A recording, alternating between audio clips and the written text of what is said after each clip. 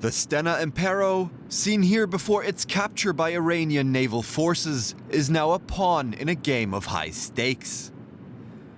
The seizure comes after an Iranian oil tanker is being held in custody for a further 30 days in Gibraltar on suspicion of heading for Syria in breach of sanctions.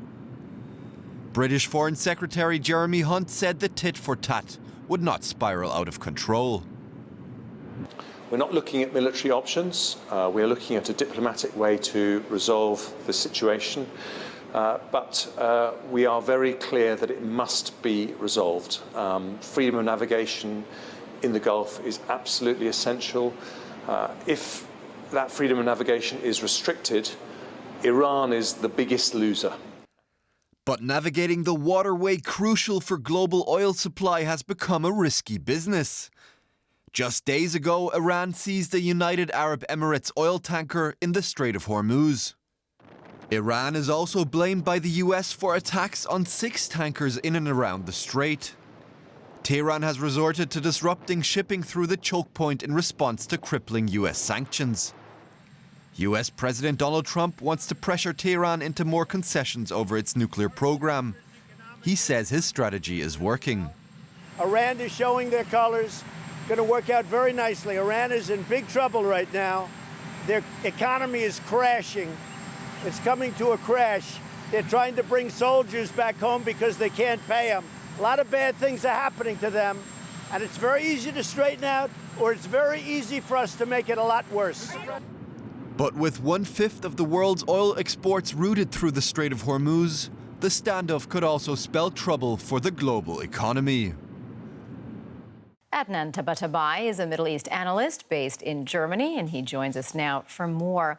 So it really does appear that Iran is provoking the United States and also its allies. Is there a real danger that the U.S. will retaliate militarily and that we're going to see a full-fledged war? First of all, both the United States and the United Kingdom will be aware of Iran responding to what is the U.S. maximum pressure campaign, to what is the deprivation of Iranian tankers' freedom of navigation through the seizure of the tanker in Gibraltar. So this is a response to all of that. I don't see the military escalation around the corner, but obviously these incidents, or the tit-for-tat that Foreign Secretary Jeremy Hunt was alluding to, is certainly dangerous, and there need to be efforts made to stop this by trying to up the diplomatic game. Well, we've been seeing this is not the first time that Iran has seized an oil tanker in the Strait of Hormuz. What kind of an impact is this going to have on global oil supplies?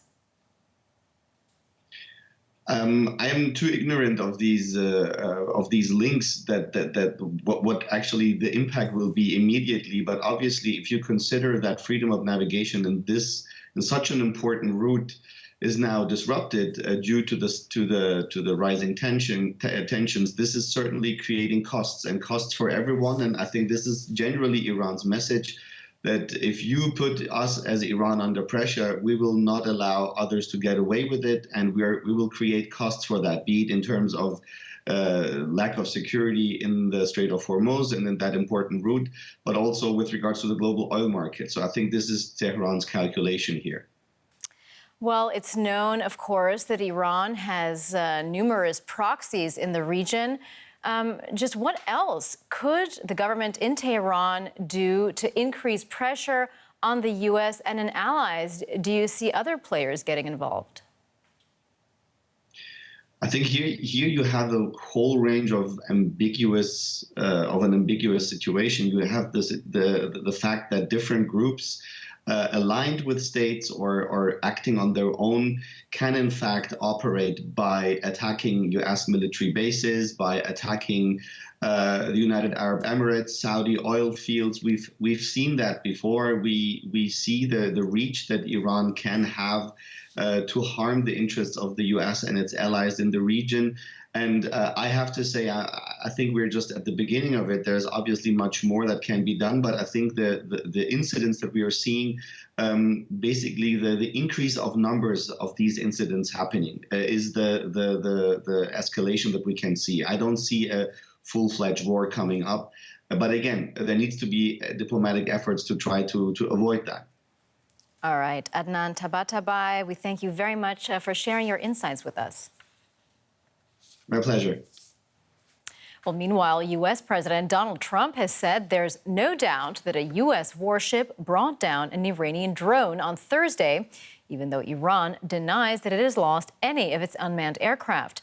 Trump says the USS Boxer, patrolling the Strait of Hormuz, brought down the drone because it had flown too close to the warship. Shot down or not shot down? The timestamp on this footage, Iran says, proves that this drone was actually still in the air at the time when the U.S. claims they had shot it down. The U.S. has stuck to its guns. U.S. President Donald Trump today addressed the issue during an event in the Oval Office when questioned by reporters as to the veracity of the story. No doubt about it. No, we shot it down. Trump said a drone had come within 1,000 yards of the assault ship, the USS Boxer, pictured here, and ignored calls to stand down. Iran has responded with derision.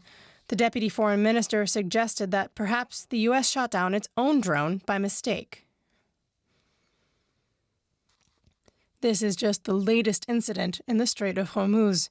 Just days ago, the Iranian military seized a foreign tanker in the strategic strait, saying it was smuggling oil. They released this footage allegedly showing the incident. The United Nations has urged restraint on all sides.